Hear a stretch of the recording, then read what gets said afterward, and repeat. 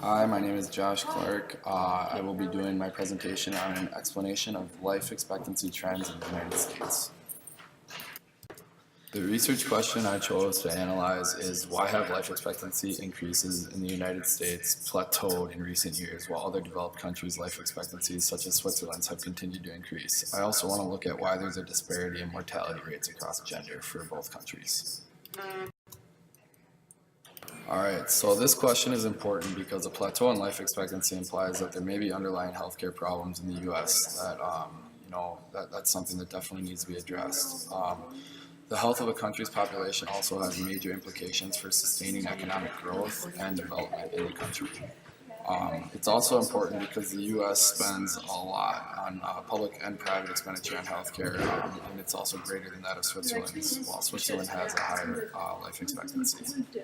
It's also important because there's a disparity across gender in developed countries, and I just want to look and see why that exists and maybe what factors are contributing to that disparity as well. And this is related to my country study diary because both Switzerland and the United States are in my country study diary, and I came across this data and found it surprising while completing the country study diary, particularly the health expenditure piece, where the U.S. spends a significant amount, both public and privately, but their life expectancies have plateaued. So it's important to note that we're still spending a significant amount on healthcare, but maybe we are not seeing the benefits of that spending, and maybe those funds can be better allocated somewhere else.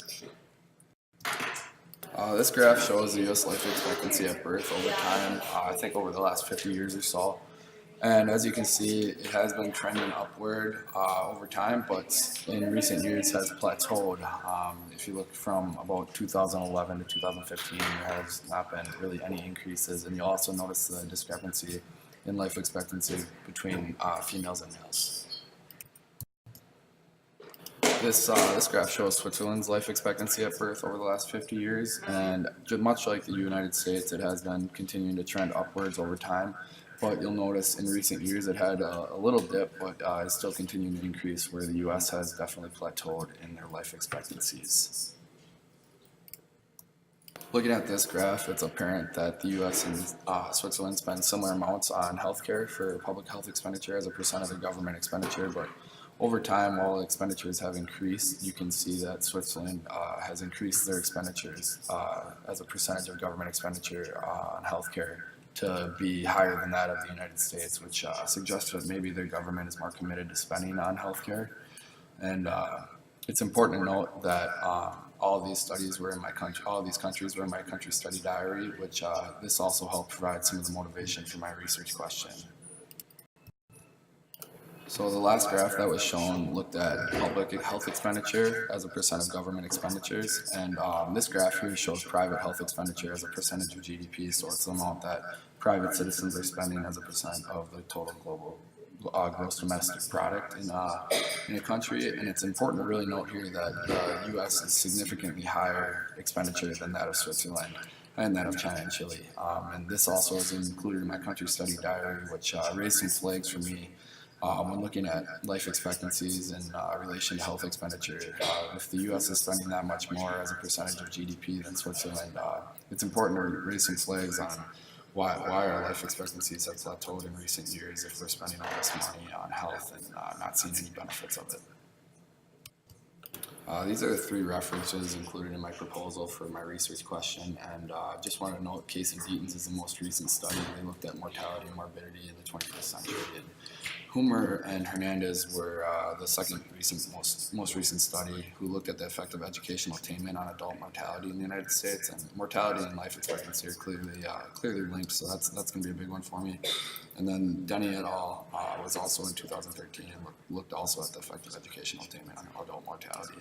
On the next slides, we will discuss these references in much more detail.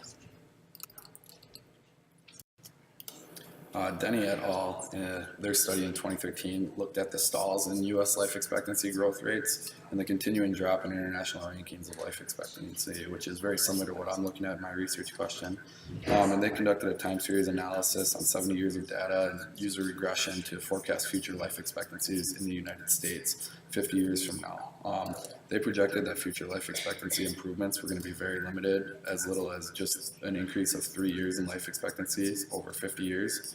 And this is problematic for the U.S. as we continue to increase healthcare expenditure, and it has major policy implications, suggesting that our healthcare expenditure is not helping our quality of life or our life expectancies, longevity of life in the United States, which is something that we need to consider as we form more policies on healthcare. All right, the work of Humer and Hernandez in 2013 addressed the role of educational attainment in adult mortality, and what it really looked at is educational differences in the mortality of the U.S. over the past 50 years. They looked at policy implications and noted that higher education does not necessarily cause people to live longer, so you can't assume causation based off of their study, and they also analyzed parental education and income as a factor in adult mortality rates. All right, Case and Deaton in 2017 is the most recent study I looked at, and probably the most significant one because they built off the results of a former study in 2015, so they take into account both of the factors that the other two studies looked at. And one of the things that they looked at as a cause of decline in life expectancy or plateau in life expectancy in America is they looked at the causes of death prevalent for Americans and noted that increases in drug overdoses, suicides, and alcohol-related liver mortality may be a result or maybe a factor in resulting in a plateau in life expectancy. But they also noted that heart disease has slowed, what used to be in 2015 a major contributor to mortality rates. They also found that mortality rates are rising for those without a college degree and falling for those with a degree. So that suggests that education may play a role in life expectancy rates. And they contrasted mortality rates in Europe, which shows that rates falling for those with lesser levels of educational attainment, suggesting that the United States may just be alone in this issue with education and mortality rates. The correlation between the two might be just individualized to the United States in itself. This has major policy implications also as well because they suggest that increasing funding for education may not increase life expectancy, but they also suggest that overprescription of opioids may be a result in the plateau of life expectancy and increased mortality rates. And they suggest that increased funding for Social Security and Medicare may play an important role in increasing life expectancy, as they found that midlife Americans right now have a better chance at living longer than their predecessors as Social Security and Medicare benefits kick in. All right, so some of the changes I made from the feedback on my initial project proposal is I added the gender dimension to my research. I really hadn't thought about the gender aspect as much before, and after Suchari's comments, we decided to add that dimension in, and I want to look at kind of the discrepancy across gender, and I'm thinking that the Case and Deaton article will help me a lot with that as they look at mortality rates, and if we look at mortality rates across gender, there's definitely a disparity there, so we can kind of look and see the different causes of death associated with gender, like the top mortality rates according with each gender.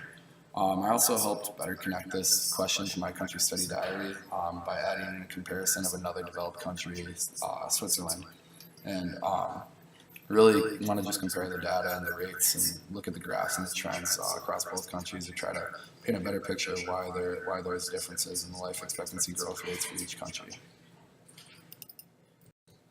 For future research, after conducting my literature review, I want to look at, does income inequality play a role in declining life expectancies?